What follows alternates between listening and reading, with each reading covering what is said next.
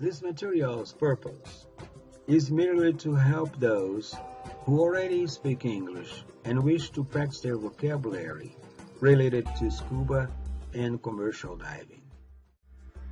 Also situations concerned to offshore, oil and gas, shipbuilding industries, and maritime application.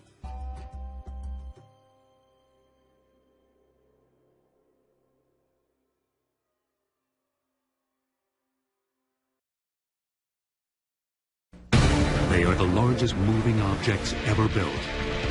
Their fleet carries over 100 million tons of oil in a single day.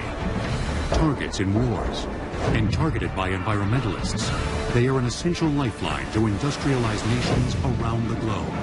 Now, oil tankers on modern marvels.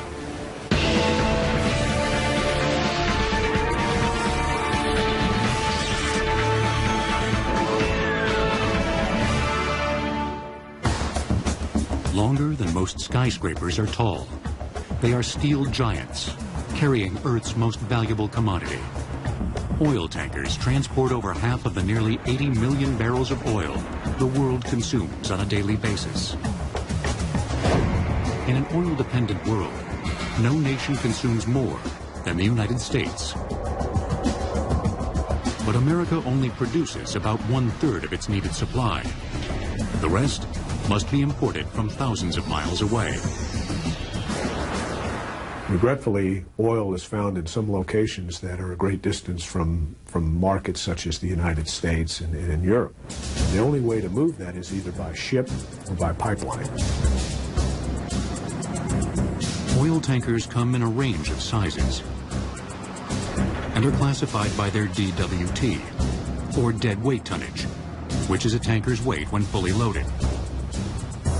The 5 dominant classes are named Panamax, Aframax, Suezmax, Very Large Crude Carriers, or VLCCs, and Ultra-Large Crude Carriers, or ULCCs. The latter two are more commonly referred to as supertankers. In some cases, a tanker's classification name also specifies the region in which it can safely operate when fully loaded. For example, a Panamax is the largest tanker that can pass through the Panama Canal. A Suezmax is the maximum size tanker that is permitted to transit the Suez Canal. Larger tankers, such as supertankers, have drafts that are too deep and must use alternative waterways. Although oil tankers come in a variety of sizes, they're all built for one singular purpose: to carry oil. Lots and lots of oil. And this lone intent is reflected in the tanker's design. Beneath the steel skin of an oil tanker are a series of tanks subdivided by bulkheads. In a large-sized tanker, tanks are generally divided into 3 compartments that extend the width of the hull, and as many as 40 compartments that extend the length of the hull. The reason for doing that is to prevent the cargo sloshing and to provide stability. I think often the easy way of explaining it is if you were to carry a large bowl of water, I think one becomes very conscious of the fact that it's difficult to maintain the stability. If you can subdivide it by putting in divisions, it makes it a much more stable cargo. Aft of the cargo tanks, at the stern of the ship, is a lone tower known as the superstructure, which houses all the necessary control rooms and crew accommodations. The remainder of a tanker's deck is an array of pipes used to transport oil, either into or out of the tank compartments below. As soon as an oil tanker leaves port, it becomes an entirely self-sufficient floating city, capable of producing all of its own electricity. They have huge generating units and generating electricity to not only keep the cargo contained and heated, but also to heat the ship and to run the equipment. They're very large power plants moving across the ocean. And the larger the tanker, the more easily it can slip through the water. Therefore, A VLCC requires only a single 30,000 horsepower diesel engine for power. The propulsion system consists of a single propeller and rudder, capable of moving a fully loaded VLCC at a speed of 15 knots. Auxiliary generators produce the ship's electricity. Tankers, by nature, are the most energy efficient of all vehicles in terms of energy per ton-mile of the goods transported. We're moving at a cost of about 2 cents per gallon. So at the gas pump, the actual price we're paying for gasoline has about 2 cents for having transported the oil. At a port in the Pacific Northwest, the Suezmax tanker British Harrier is in the process of offloading cargo to its Cherry Point refinery. The crude we're carrying is from Argentina, and it's called Escalante. We carry 1 million barrels. It's that equivalent to probably 35 million gallons or so. It's a lot of oil. Although the Harrier looks safe in the calm waters of the port, offloading is actually one of the most dangerous aspects of its journey. Certainly, this is the risky part. We change the condition of the vessel greatly. This is a dynamic process, and it requires careful monitoring to avoid incidents, accidents, bad things, really. During cargo discharge, combustible gases are present on the deck of the ship. A single spark can lead to a catastrophic explosion. Crude oil is offloaded by huge steel pipes that extend the length of a tanker's center compartments. Additional pipes branch out from the main pipes in order to reach cargo in the starboard and port tanks. When the vessel is ready to discharge, hydraulic pumps create a vacuum inside the steel pipes, sending the cargo to more pipes that run along the ship's deck.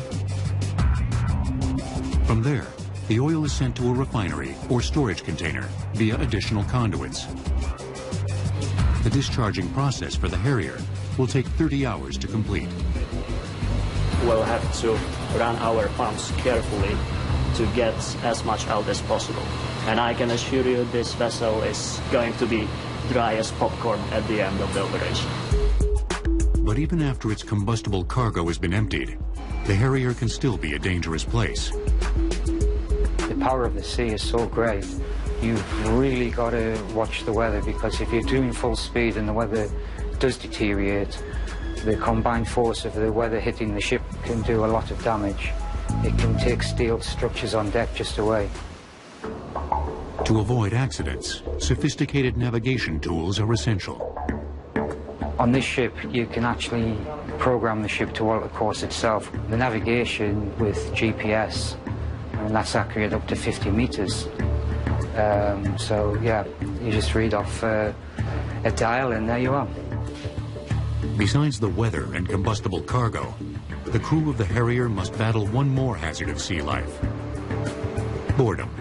It can be boring, especially oil tankers. They're at sea for long periods. They load offshore, they don't go into port as often as container ships or bulk carriers, and they can tend to be boring. The trip from Argentina to the west coast takes the British Harrier 21 days. To help pass the time, the Harrier is equipped with a gym, a recreation room, a bar, a full kitchen with chefs, a dining facility, and a complete complement of musical instruments. You've got to have a love at the sea. You need an attitude, a certain attitude to do this job. You got to love it. You got to love the job to do it, I suppose. The British Harrier exemplifies the efficiency of the modern oil tanker. But achieving this level of efficiency took the industry over 100 years and 2 world wars. With a deadweight tonnage of more than 564,000, the Yari Viking is the world's largest oil tanker. Measuring 1,504 feet in length, she is over 250 feet longer than the Empire State Building is tall. Oil tankers will return on Modern Marvels. This material's purpose is merely to help those who already speak English and wish to practice their vocabulary related to scuba and commercial diving. Also, situations concerning to offshore, oil and gas, shipbuilding industries, and maritime application.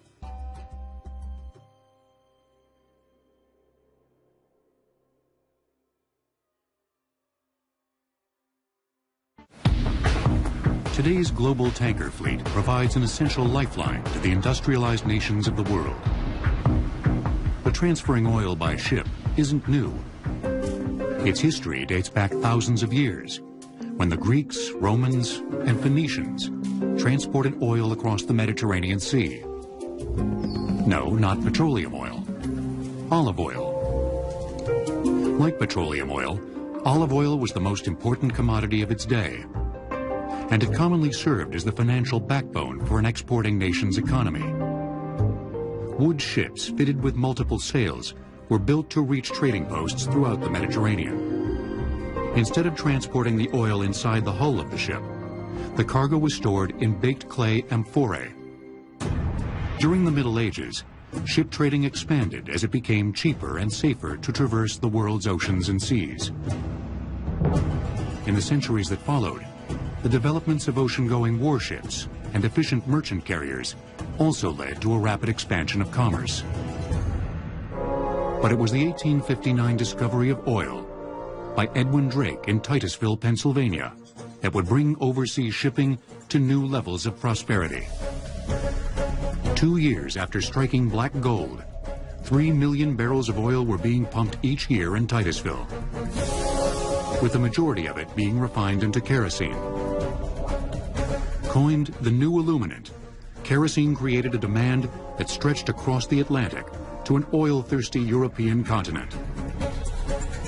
In November of 1861, the Elizabeth Watts made the first transatlantic shipment of oil from Philadelphia to London. Storing the cargo in wooden barrels, the double-masted 224-ton wood ship carried 1,329 barrels of oil on her maiden voyage. And those barrels had value, so that having reached their destination, they were emptied and were then shipped back empty. So at the time, it was considered an efficient system, but shipping back empty barrels was not efficient. The barrels, which each held 42 U.S. gallons, accounted for up to a fifth of the ship's actual cargo weight. In 1886, British shipbuilders improved on the inefficient barrel with what most consider to be the world's first modern oil tanker, the iron and steel constructed Glukov. That ship utilized the hull of the vessel as the containment system. It was able to carry a larger cargo, steam-powered, wasn't so dependent on the weather, and it meant that one could actually organize the transportation on a more regular basis. The Glukov could travel at a rate of 9 knots, holding 3,020 tons of oil in 8 storage tanks that were subdivided by a series of vertical and horizontal bulkheads. Oil was pumped into the cargo tanks from shore and was protected from leakage by boiler-riveted steel plating that also formed the outer wall of the tanks. To further maximize the amount of oil that she could carry, the ship's cumbersome engine was moved from middle to far aft. The bridge tower and officers' quarters were relocated to the middle, and the smokestack and crew's quarters placed at the stern. The bow of the ship was home to a raised forecastle that protected her against rough seas and provided storage for supplies. The Glukov's distinct 3-island structure became the standard for tanker design for more than 60 years. In the early 1900s, the world's deep-sea tanker fleet numbered 145 ships, with trading between the United States and Europe reaching 2.3 million tons of crude a year. The largest tankers in the fleet had a cargo capacity of 12,000 tons, nearly 4 times that of the Glukov. But this increase in tanker size began to compromise their seaworthiness. Sir Joseph Isherwood came up with a solution in 1906. When the ship's going through the waves, it's moving up and down and bending in a longitudinal way. And the Isherwood system was developed to provide some longitudinal rigidity to help the vessel in terms of its bending. Before the Isherwood design, ships were built using numerous transverse frames, which formed the ribs of the ship. In Isherwood's design, the ship's frames ran fore and aft, along the length of the ship, parallel to the keel.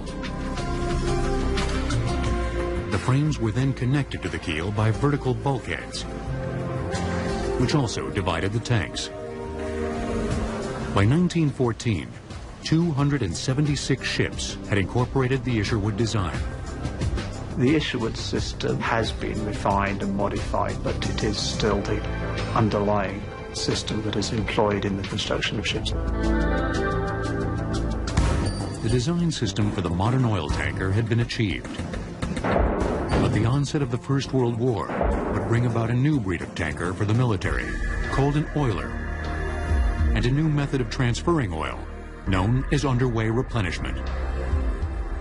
The tanker is a ship that's able to carry petroleum or water or some other liquid substance from point A to point B. An oiler can do that, but it also can do what the Navy calls underway replenishment, whereby it can refuel other ships while sailing across the ocean. In World War I, the strategy of the German Navy focused on Britain's dependence on oil imports to fuel its war campaign. Germany's new weapon, the U-boat, set up a blockade in the North Atlantic to cut off Britain's oil supply. When the U.S. entered the war in 1917, the Royal Navy was limited to a 10-week supply of oil. With little time to spare, the U.S. Navy sent a fleet of destroyers to assist the embattled British fleet. These destroyers had a very limited range. They could just barely make it across the Atlantic. To ensure that they wouldn't have any problems, the Navy arranged to have them be refueled in mid-ocean by one of the Navy's oilers. Was aboard the Navy tanker Maumee, designed a ship-to-ship refueling system that consisted of two 50-foot-long rubber hoses suspended by cargo booms. The Maumee was the first ship to perform underway replenishment. The advantage of underway replenishment is that the fleet or Navy formation can keep steaming while it is refueling, as versus having to go to a port somewhere and spend the time to refuel and then proceed on to its destination. By July 5th, 1917, the Maumee had refueled 34 destroyers headed for Europe. They helped break the German U-boat blockade. The significance of refueling these destroyers was it was the first time that anyone had refueled ships at sea in a tactical operation. And it was the forerunner of something that would happen again and again, especially in World War II. In the mid-1930s, war clouds began to form again on the global landscape. The United States military was quick to realize that if a Second World War were to erupt, it would be a fully mechanized conflict, and tremendous amounts of oil would be needed to ensure victory. The Navy laid out a very detailed structural plan on how the Navy was going to get from the west coast of the United States to the Far East to be able to engage its main enemy, which it felt was Japan. So it knew in the interwar years that refueling at sea would become a critical element of this. The Navy needed a fleet oiler in a hurry and looked towards the commercial tanker industry for assistance. In 1939, the Navy purchased the 553-foot tanker Cimarron from the Standard Oil Company. She was a very unusual ship. She was fairly large, but more importantly, she had twin screws. It's a very fast ship with a bulbous bow. They allowed the ship to have a speed of 18 knots at a time when 14 or 15 knots was the norm for a fast commercial tanker. And this speed was very important because this would allow the ship to steam with the fleet. The Cimarron became the prototype fleet oiler for the Navy.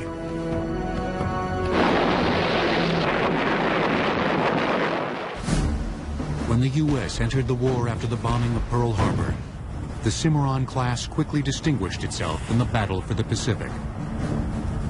The real significance of the Cimarron class was that it permitted the United States to conduct the famous carrier raids that we're all familiar with. It's a little-known fact that every one of those raids was accompanied by an oiler. And this was because the destroyers all had to be refueled at sea, because they had limited range vessels. In addition to refueling at sea, the U.S. military needed to transfer millions of gallons of oil to the thousands of tanks, trucks, and planes that would be needed in Europe and along the Pacific fronts. Tankers were always a prime target of U-boats because they're important ships. Their cargo is important, so whenever a submarine saw a tanker, it would always go after it. The Allied forces were faced with the challenge of building tankers faster than the Axis powers could sink them. Their answer was the T-2 tanker. It was a standard design which allowed the ships to be built very quickly. They actually would construct segments on shore and then bring them to the building yard, and each time they built a tanker, they learned how to build it faster or quicker. About 525 of them were built throughout the war. They could do about 15 knots. They could carry all forms of petroleum. They were very instrumental in being able to support our forces overseas with large amounts of petroleum products. By the end of the war, the Navy's oilers and tankers have provided an invaluable lifeline of fuel to the Allied forces. While the oil tanker of World War II had achieved new levels of performance and size, a booming post-war economy was about to give rise to the oil tanker tycoon and the dawn of the supertanker. During the invasion of Okinawa in World War II, oilers delivered over 10 million barrels of fuel oil to the fleet at sea by underway replenishment. Oil tankers will return on Modern Marvels. This material's purpose is merely to help those who already speak English and wish to practice their vocabulary related to scuba and commercial diving. Also situations concerning to offshore, oil and gas, shipbuilding industries, and maritime application.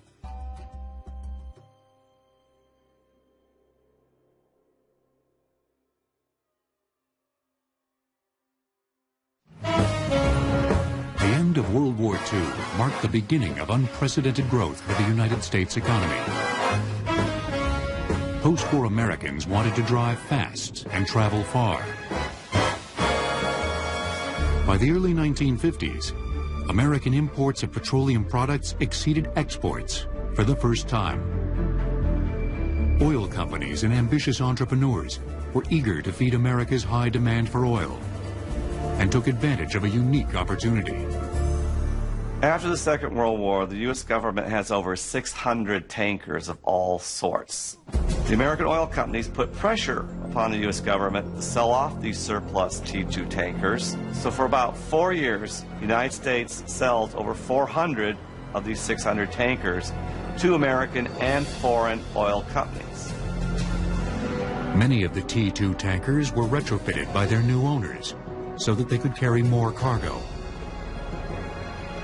Using a process called jumboizing, the ships were cut in half, and an extra section was added to the middle, thus doubling the tanker's storage capacity. The 1950s also saw a trio of independent shipping tycoons begin to stake their claim in the burgeoning oil trade. Greek shipping magnates Aristotle Onassis and Stavros Niarchos joined American Daniel Ludwig in an unofficial competition over who could lay claim to the title of owner of the world's largest tanker. The competition that existed between the various independent owners was just probably as much ego as it was economics of the day. There was a lot of status carrying, I now have the world's largest tanker. American ship owner Daniel Ludwig chose to go overseas to the Kure shipyards in Japan to build his tanker fleet. That was a surprise to the industry worldwide, because historically the ships were either built in Europe or they were built in the United States. And all of a sudden, Japan came in as a third competitor. In Japan, Ludwig found a country desperate for industry and a highly skilled workforce with a proud tradition in shipbuilding. As Ludwig began to build his tanker fleet, Greek shipowner Aristotle Onassis grabbed the title of world's largest tanker owner with the launching of the Tina Onassis in 1952. His Greek rival, Stavros Niarchos, bested him in 1955 with the 47,000 deadweight ton vessel, Spiros Niarchos. But it was political instability in the Middle East that would bring tanker tonnage to unprecedented levels. The Suez Canal, which links the Mediterranean Sea with the Red Sea, provides the shortest shipping route from the oil-rich Middle East to ports in Europe and the United States. In 1956, Egypt nationalized the previously unrestricted passageway. Israel, which relied heavily on the canal for trade, considered this a threat. Joined by Britain and France, Israel declared war on Egypt. The conflict left ships scuttled along the vital waterway, and the canal was closed. Ultimately, the United Nations settled the conflict, and the canal was reopened. But the tanker industry felt it could no longer rely on the political instability of the passageway. There was a realization that the oil that was moving from the Middle East to Europe, to the United States, had to come around South Africa, around the Cape. The route around the Cape of Good Hope and then north to Europe or the U.S. added as much as 11,000 miles round trip to a tanker's voyage. To maintain the normal flow of crude to both continents, tanker tonnage had to increase by nearly 100%. The industry was left with two alternatives: either build a large fleet of small vessels or a small fleet of large vessels. The decision came down to the economics of scale. If you had a box 10 foot by 10 foot by 10 foot, there's let's call it feet. There's 1,000 feet within that box. If you go 20, 20, and 20, it is 8 times the volume. So it's not linear. By just doubling the size, you create huge amount of volume. And there was a rush to build a lot of large tankers, super tankers at that time. A large part of the industry said this is the future. After the closure of the Suez Canal, Daniel Ludwig set the maritime world abuzz by breaking the 100,000 deadweight ton barrier with the launching of the Universe Apollo. The supertanker was born. Around this same time, a dramatic change began to take place in tanker design. The three-tower arrangement that originated with the Glukov was combined into one superstructure, placed at the stern, leaving the entire forward hull for tank space. As maritime engineers began to transform the tanker's design, deadweight tonnage barriers continued to fall. In 1966, the Idemitsu Maru became the first tanker to eclipse 200,000 deadweight tons, becoming the first VLCC, or Very Large Crude Carrier. Just 1 year later, the Suez Canal closed again, this time for 8 years. The industry's gamble in building supertankers had paid off. And Daniel Ludwig was ready to push the envelope of size even farther. In 1967, he unveiled the 300,000 deadweight ton Universe Ireland. Ludwig had once again established a new record in tanker tonnage. The Universe Ireland became the first ULCC, or ultra-large crude carrier. Ludwig's landmark achievements, breaking the 100 and 300,000 tonnage barriers, gave him the recognition among his peers as the father of the supertanker. But for the United States, the world's largest importer of oil, the draft of a fully loaded supertanker posed a large problem. None of the ports could handle a ship of that draft. So what we find happening still today in the United States is these larger crude carriers come in, they stay offshore 20, 30 miles, and they actually do what we call lightering, which is take the oil from the large ship and actually put it on a smaller ship, which does have the draft to allow it to go into these ports. Lightering typically takes place while both ships are underway. Maneuvering the smaller ship alongside the larger tanker can be dangerous. This is a lightering fender. What we use them for is to keep the two ships that are lightering from coming in contact with each other. As you can imagine, the size of these is tremendous because there's tremendous forces involved in bringing two full-size tankers together that are carrying perhaps 300,000 tons of cargo each. We don't want them coming into contact at sea. With the fenders in place, the ships are moored alongside each other. After checking to make sure the tankers are secure, rubber hoses measuring up to 90 feet in length are transferred over to the lightering vessel. Typically, cargo is offloaded using a 250 psi pump, which can transfer oil at a rate of 30,000 barrels an hour. By the 1970s, the growth of the tanker industry appeared limitless. But this burst of growth would soon be stunted by a series of supertanker explosions and several devastating oil spills. A fully loaded supertanker traveling at a speed of 16 knots needs up to 20 minutes to stop. This material's purpose is merely to help those who already speak English and wish to practice their vocabulary related to scuba and commercial diving. Also situations concerning to offshore, oil and gas, shipbuilding industries, and maritime application.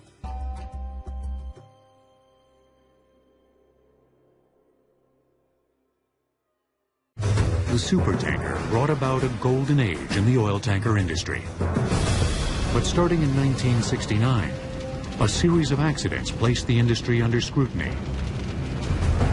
In a very short period of time, there were 3 major tanker explosions. That led to immediate concern. The entire concept of the tanker was in jeopardy, as speculation rose that tankers might be floating time bombs, capable of igniting without a moment's notice.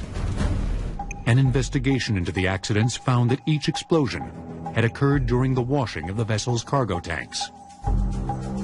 When you drain the cargo tanks of the oil, there's always a residual buildup on the inside of these tanks.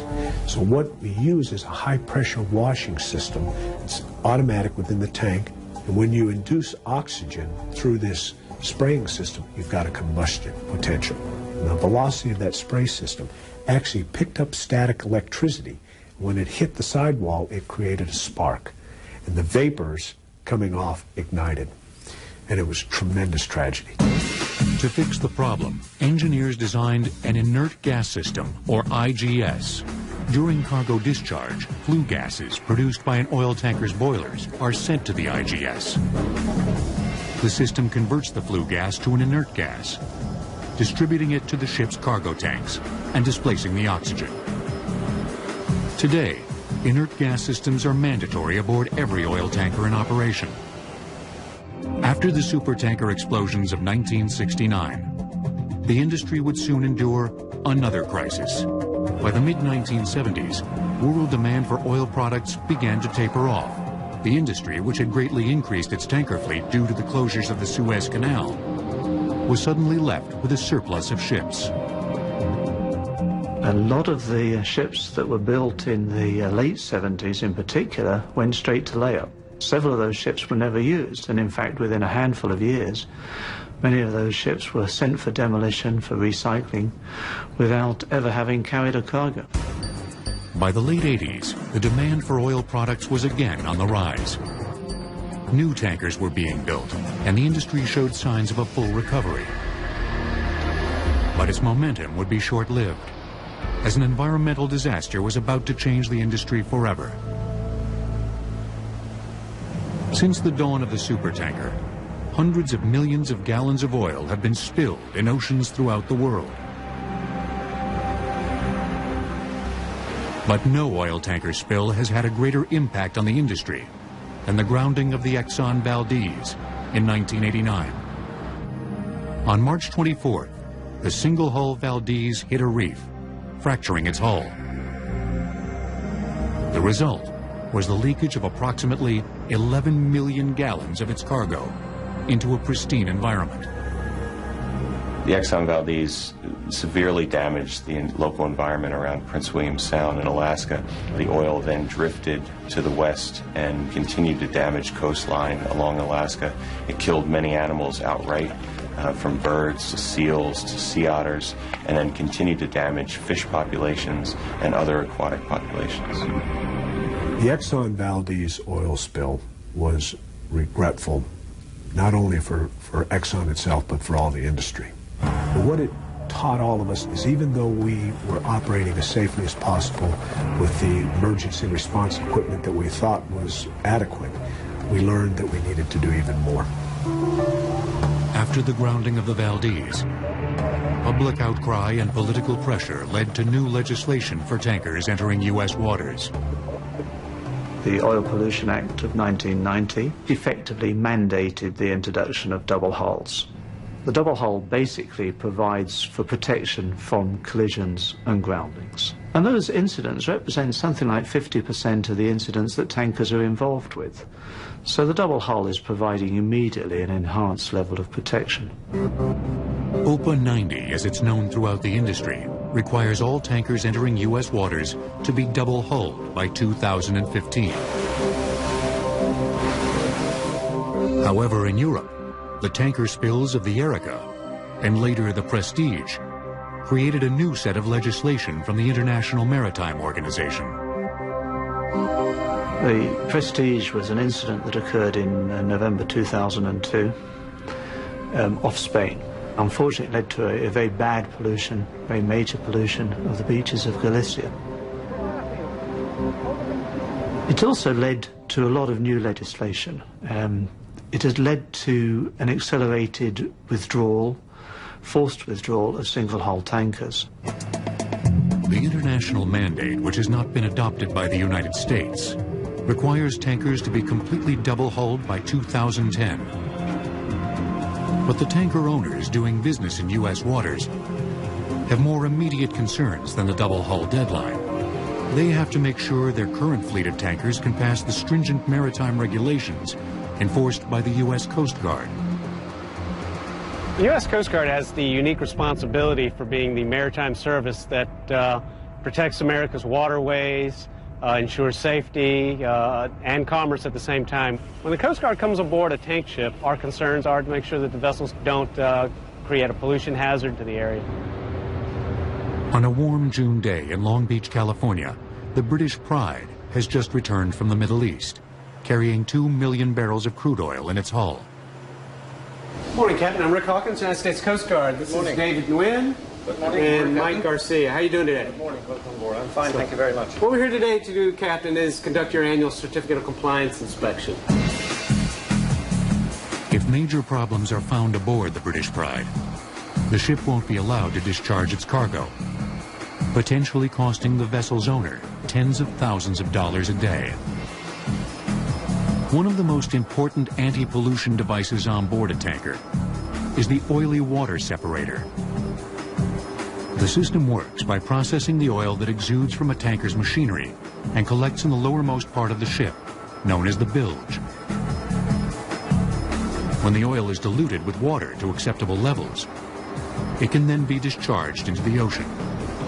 There are safety systems built into that equipment where, should the oil reach a high level, that alarms will sound and automatic systems come into play. Valves will close, so there's no accidental discharge. Thank you. After examination of the oily water separator, the wheelhouse is tested. We go from hard port to hard cellar. Hot port, hard cellar. That's hard port. Emergency firefighting equipment is checked, and manual control of the ship's rudder is inspected. Upon completion, the vessel is given permission to discharge its cargo.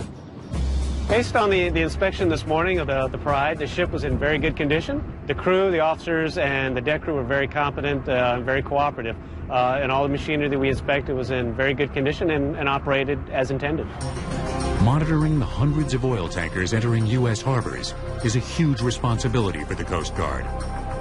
And they're about to get even busier, as the tanker industry is currently undergoing the highest level of new ship construction since post-World War II.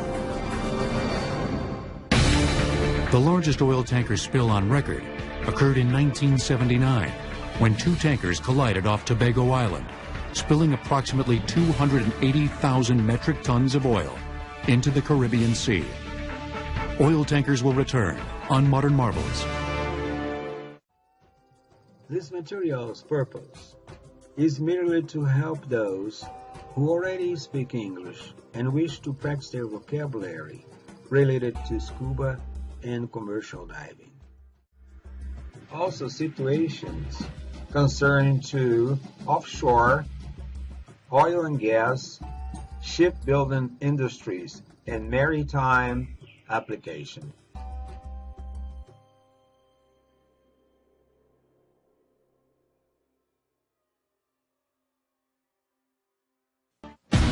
At the National Steel and Shipbuilding Company in San Diego, California, BP is building 4 new Alaskan oil tankers to meet the OPA 90 deadline of 2015. At 185,000 deadweight tons, each ship consists of 34,000 tons of steel and requires 106,000 gallons of paint. But what is unique about these ships is a redundancy system that ensures a level of safety far beyond the requirements of OPA 90. We call it double-double. It's double hull, double engine, double propeller, double everything.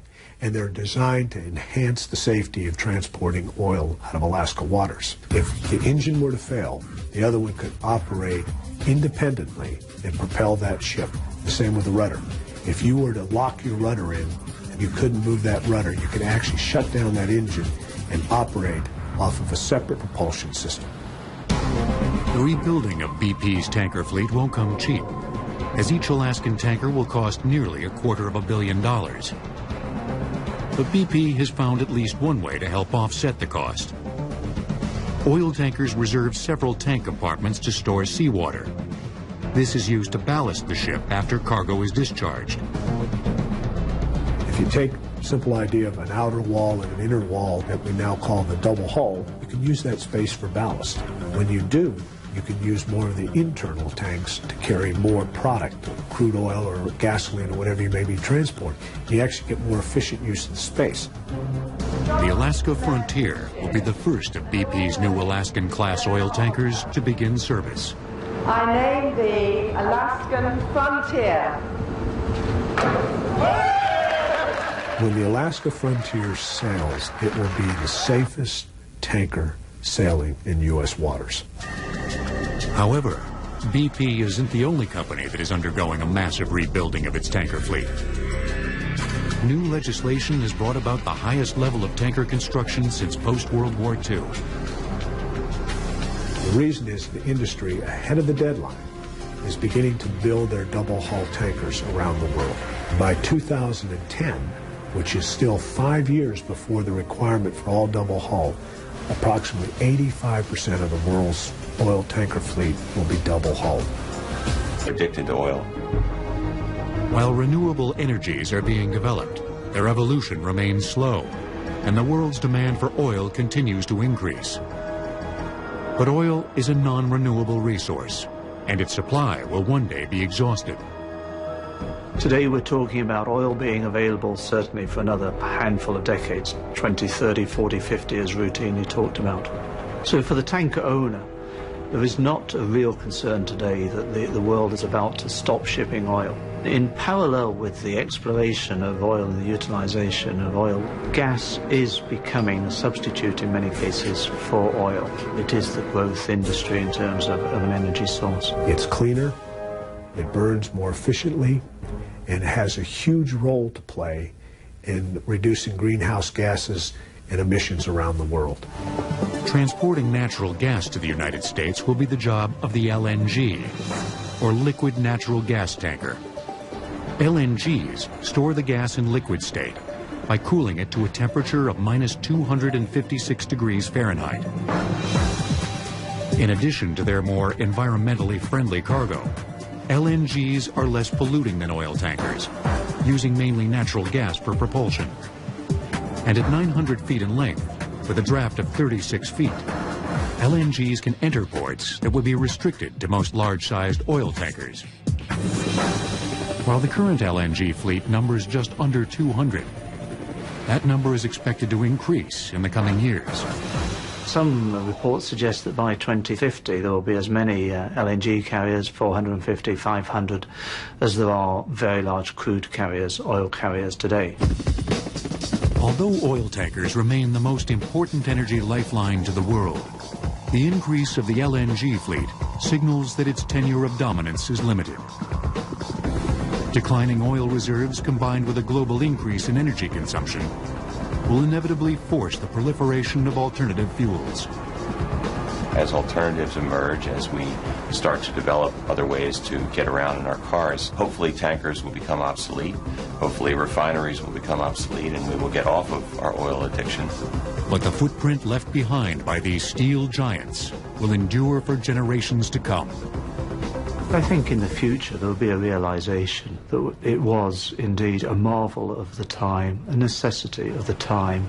It's an industry that continuously improved, that used innovative techniques to make the movement of hydrocarbons even safer, that supplied much needed energy to places that before ships were built the way they are, we couldn't get the energy to them. The oil tanker will forever be linked to the spectacular growth of the petroleum industry. It will serve as a reminder of a time when nations depended on oil from thousands of miles away to power the industrialized world.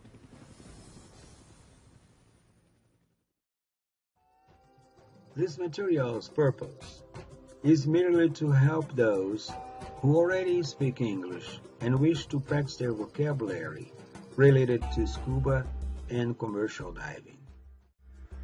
Also situations concerning to offshore, oil and gas, shipbuilding industries, and maritime application.